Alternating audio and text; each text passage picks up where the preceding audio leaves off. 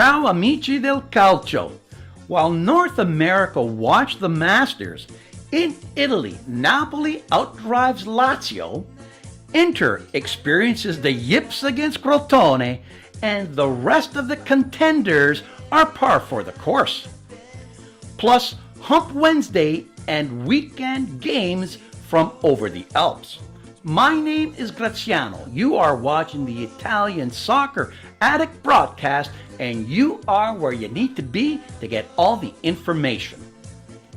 Buongiorno a tutti, my name is Jim Iafelici, and welcome to the Italian Soccer Addict. It's the #1 site for all of your Italian and European soccer news. So Graz, let me ask you this. This past weekend there was the Masters Golf Tournament in Augusta, Georgia, and this weekend was also tons of soccer. How did you spend your weekend? As usual, Jim, I was glued to the TV, which means par for the course. The highlight game in Serie A saw 4th place Lazio travel to the São Paulo to face 3rd place Napoli. These teams are 14-9 and 14 against each other, with Napoli winning 3 of the last 4 encounters. Make that 4 out of the last 5.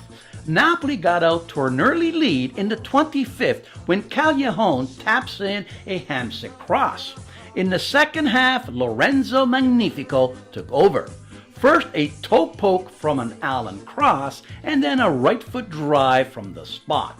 Insegna now has 14 for the year, and Napoli are 7 points clear of Lazio in 3rd position. Juventus continues its incredible home winning streak, bringing the total to 33 games at You Never Win Stadium. This time it was Chievo who were the victims. 2 Higuain goals, one in the 23rd and one in the 84th, grounded the Flying Donkeys. Higuain now has 21 for the year, and Juve are still 6 points ahead of Roma for the lead. In Bologna, Roma kept hold of 2nd place with a 3-0 victory. Fazio from a scramble off a corner in the 25th. Salah with a lob in the 41st, and Dzeko got his league-leading 24th, finishing off a tap-in in the 75th. Milan at home scored early and often to see off relegation-bound Palermo. Suso, Pasalic, and Bacca all found the back of the net before the halftime whistle. Deulofeu added 1 in the second half, and Milan won comfortably 4-0. Crotone, who last week got its first ever away victory, followed that up with its first ever big scalp. Yes, they took down Inter 2-1 at home. Doing the damage was Falcinelli, who converted a penalty in the 18th and then sliced through Inter's Swiss cheese defense in the 22nd. Although Inter dominated possession and D'Ambrosio got one back, Crotone held on for the historic victory. Other scores saw Il Gallo Bellotti also get his 24th of the year as Torino beat Cagliari 3-2. Udine hand Genoa its 5th consecutive loss 3-0. Empoli and Pescara tie 1-1.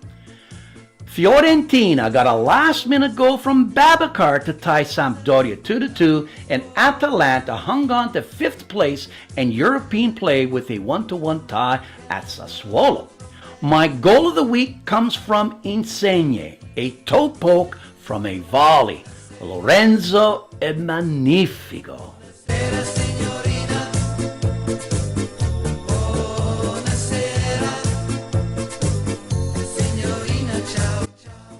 It's Hannibal time! This past week, European soccer played 2 complete sets of matches. In Bernhard Langerland, aka Germany, Hoffenheim made history when they beat Bayern Munich for the first time ever, a 1-0 victory on Wednesday. After that embarrassment, Big Money responded by blasting Borussia Dortmund 4-1 on the weekend. The big Lebowski got 2 to give him 26. Even with the loss, Bayern are still 10 points clear. From the land of John van de Velde, Monaco's Falcao got his 16th to beat Angers 1-0 and stay on top of Ligue 1. While PSG proved there was no jump in Driamp by beating them 4-0 with Cavani getting the brace. Monaco sits 3 points up on PSG with 7 left to play. From the land of Sergio Garcia, Real Madrid first dispatched Langena 4-2 before getting tied by Atletico 1-1 in the Madrid derby on a goal by the Griezmann in the 85th.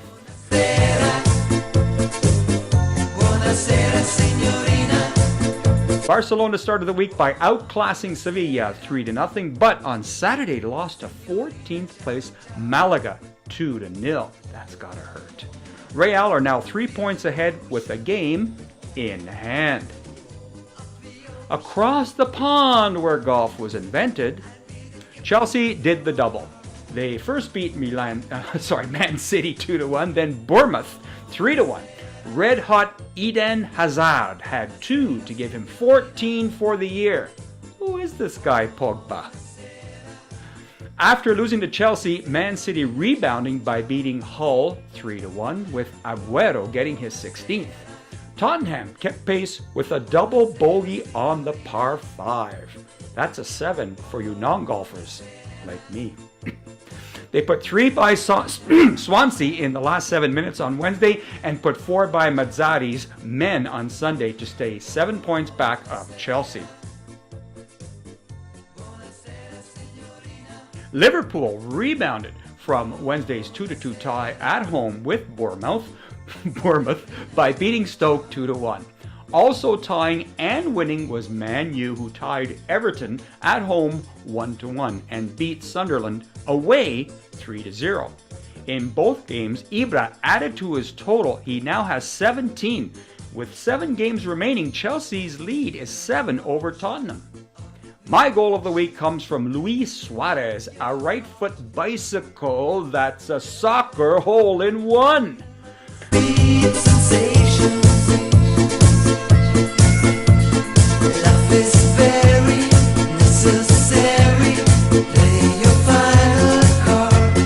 That's it for Hannibal.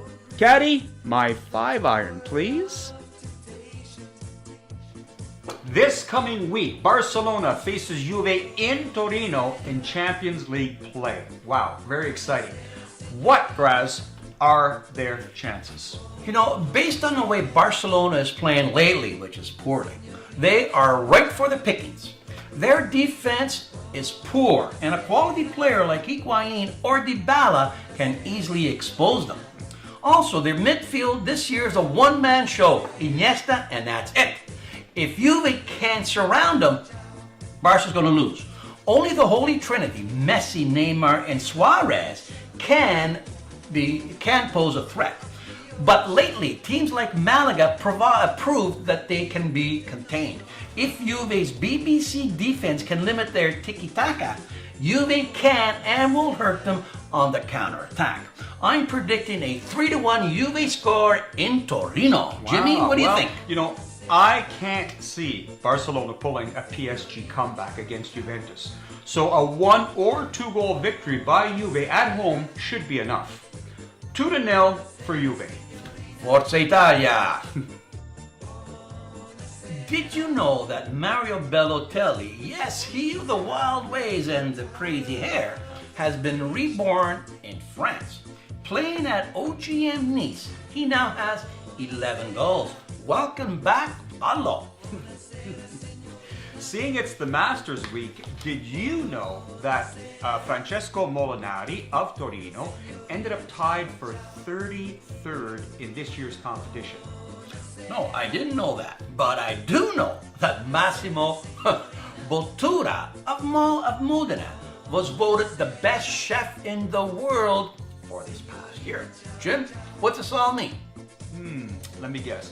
Well, maybe when it comes to golf, Italians are below par, but cooking and soccer are a definite hole-in-one. Ciao, thanks. Keep pushing that button. See you next week.